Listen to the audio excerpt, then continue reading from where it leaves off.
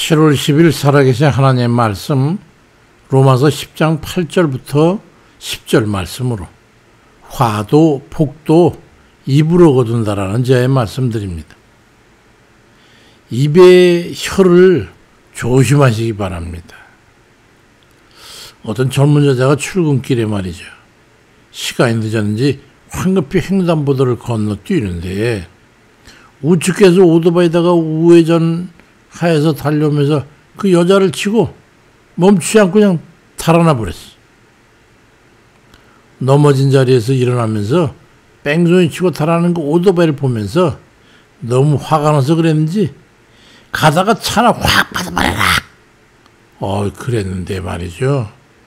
그 말이 끝나기도 전에 도로에 정차 중이던 줄 서서 기다리고 있는 그 중앙 트럭에 말이죠.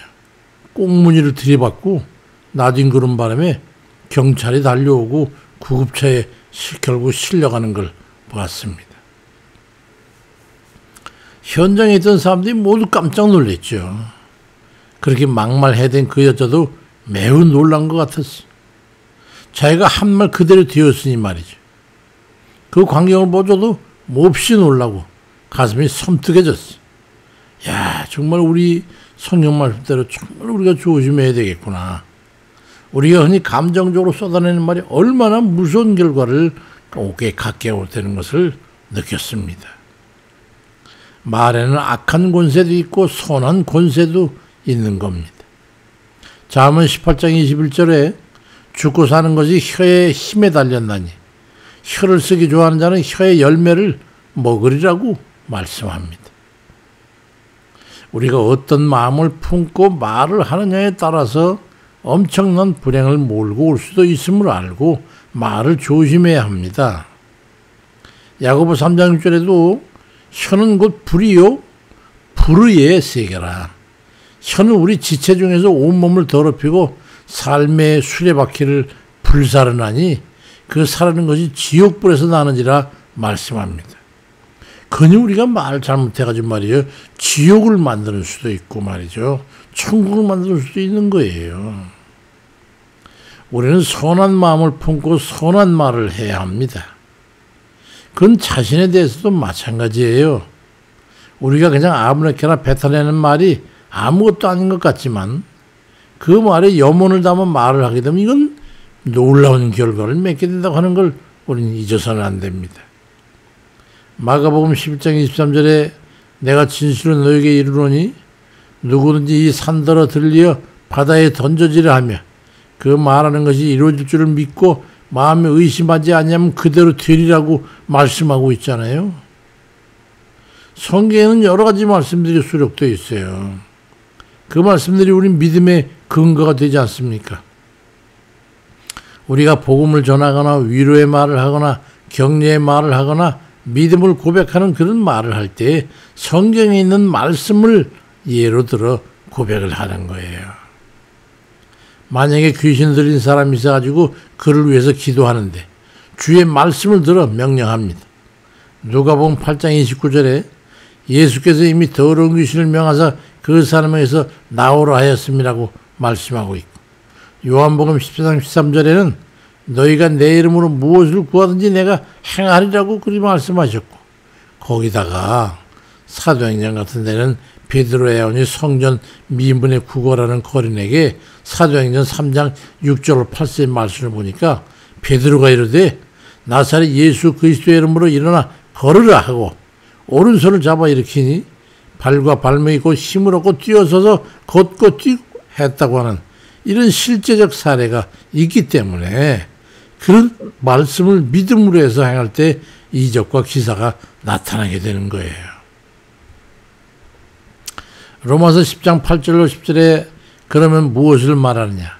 말씀이 네게 가까운 네 입에 있으며 네 마음에 있다 했으니 곧 우리가 전파하는 믿음의 말씀이라고 말씀하고 있습니다.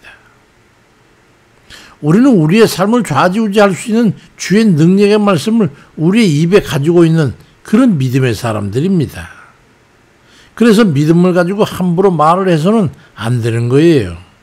선한 말을 해야 되는 이유가 그거예요. 로마서 12장 14절에 너희를 박해하는 자를 축복해라.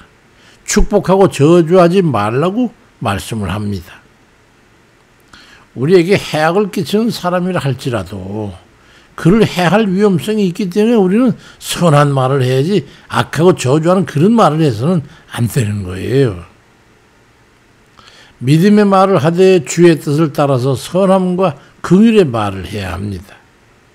우린 심지어 영생의 복을 받는 구원에 대해서도 로마서 10장 9절 이하에 네가 만일 내 입으로 예수를 주로 시인하며 또 하나님께서 그를 죽은 자 가운데 살리신 것을 내 마음에 믿으면 구원을 받으리라.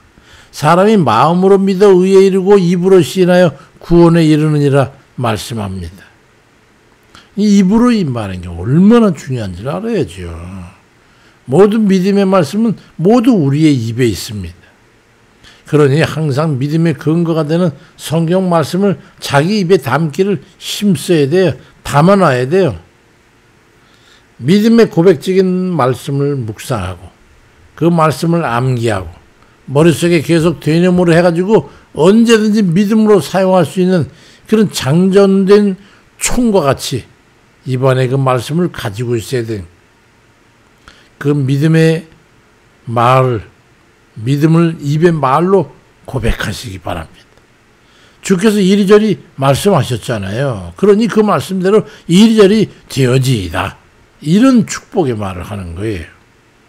주님께서 이리저리 하신 말씀과 병든이들과 귀신 들린 이들에게 명령하신 그 명령문과 위기와 어려움 가운데 처했던 이들이 구원받고 해방되고 하나님의 권능을 힘입어서 승리하게 된 그 말씀을 기억 속에 그리고 마음으로 믿는 믿음 안에 담아서 우리는 옛날 고대 싸움과 같이 물맷돌 같이 항상 제구 주머니에 준비하고 있다가 필요한 시기에 귀신 쫓아낼 땐 귀신 쫓아내는 말씀, 믿음의 말할 땐 믿음의 말씀으로 그런 준비되어 있는 말씀을 믿음 안에 새겨 둬야 되는 거예요. 그래야함으로써 마음으로 믿는 말씀을 믿음으로 사용하고 힘과 능력을 삼아 악한 마귀를 대적해야 합니다. 요즘 한국인으로서 두각을 나타내고 있는 30대 초반의 세계적인 젊은 전도자를 보십시오. 그들은 무슨 신앙을 했다든가 그것도 아니고 무슨 목회 다니는 그런 명칭도 아니에요. 그들의 공통점은 성경 말씀을 가지고 귀신을 쫓아내고 병을 고치고 말씀 복음을 전하고 이런다는 거예요. 흡사 그들의 손에 검이 들려 있어가지고 악한 자들을 그 검으로 막 쳐내는 것 같은 그런 느낌을 주지 않습니까? 맞아요. 바로 성령의 검인 하나님의 말씀인 거예요. 그 말씀 입에 담고 쏴대는 거예요. 그 말씀을 성령의 검 삼아서 대적을 치는 거예요. 마귀를 대적하는 전신갑주를 설명하면서 그 끝에 에베소 6장 17절에 보니까 성령의 검, 곧 하나님의 말씀을 가지라고 말씀하고 있잖아요. 성령의 검을 원활하게 쓸 수 있어야 되는 거예요. 믿음으로 들고서는 하나님의 말씀은 능력이고 힘인 겁니다. 근데 디모데전서 4장 5절에 보니까 하나님의 말씀과 기도를 거룩히 힘이라고 말씀해서 두 가지 기둥처럼 말하잖아요. 말씀이 있는가 하면 기도로 보강이 돼야 된다. 말만 없으면 능력이 미약하니까 그러니 성령의 검인 하나님 말씀을 들고 거기다가 기도로 성령의 능력을 힘입게 될 때에 악한 마귀 권세를 이기고 영적인 승리를 거두게 되는 겁니다. 성경 말씀에 영육의 삶의 길을 묻고 당당히 그 길을 따라 걸어가는 그런 이들 다 되시길 주의 이름으로 축원드립니다. 아멘입니다.